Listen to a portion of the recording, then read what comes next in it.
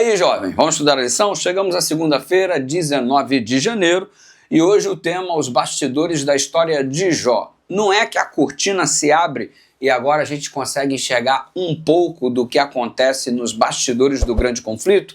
A história de Jó nos auxilia demais para a compreensão do assunto do sofrimento. Resumidamente, nós temos a seguinte cena. Deus convoca uma reunião universal. Todos os representantes de todos os planetas ali estão. E de repente, entre eles, quem comparece? Satanás, o inimigo das nossas almas. E aí Deus lhe questiona, de onde vens? Em outras palavras, isso significa, o que você está fazendo aqui? Você não tem o direito de estar presente nesta reunião.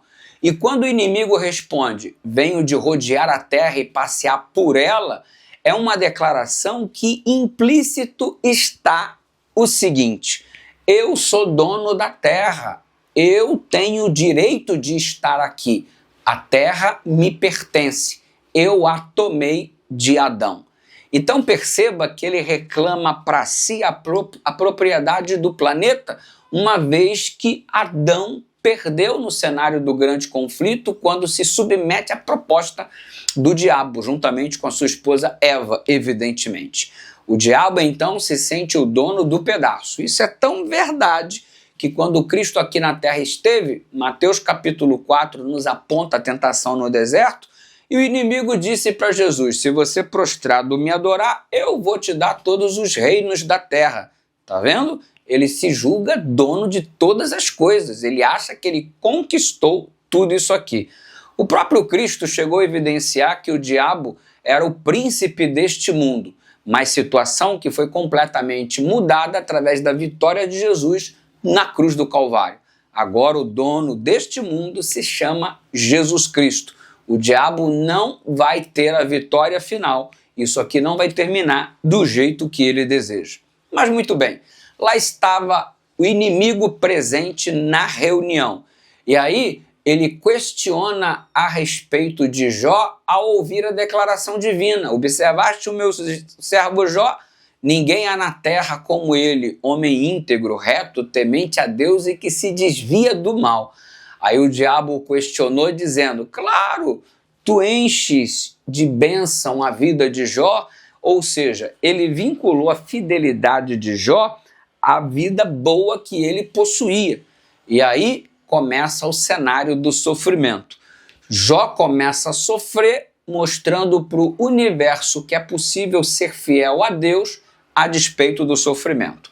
Resumidamente, essa é a história. E quais são as conclusões que a gente pode chegar hoje? Número 1, existe uma guerra entre o bem e o mal. A história de Jó ilustra isso.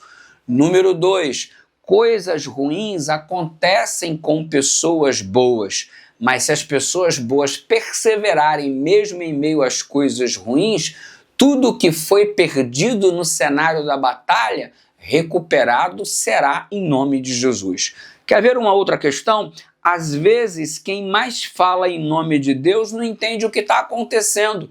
Os amigos de Jó falavam o tempo todo que Deus isso, que Deus aquilo, e eles não sabiam de nada do que estava acontecendo. É muita gente falando de Deus sem saber, na verdade, o que está dizendo. Os amigos de Jó representam este grupo.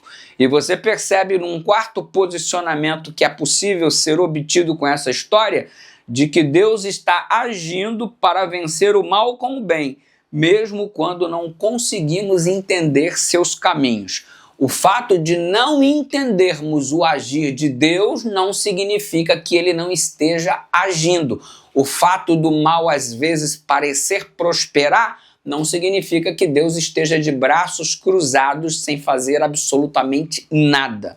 As coisas estão acontecendo e elas estão indo na direção de culminarem conforme o desejo divino e não conforme o desejo do inimigo. Na batalha do grande conflito, o vitorioso é Deus e nós também que ao lado dele estamos. Ora comigo, Pai querido, obrigado pela oportunidade de estarmos ao teu lado, o lado da vitória, em nome de Jesus.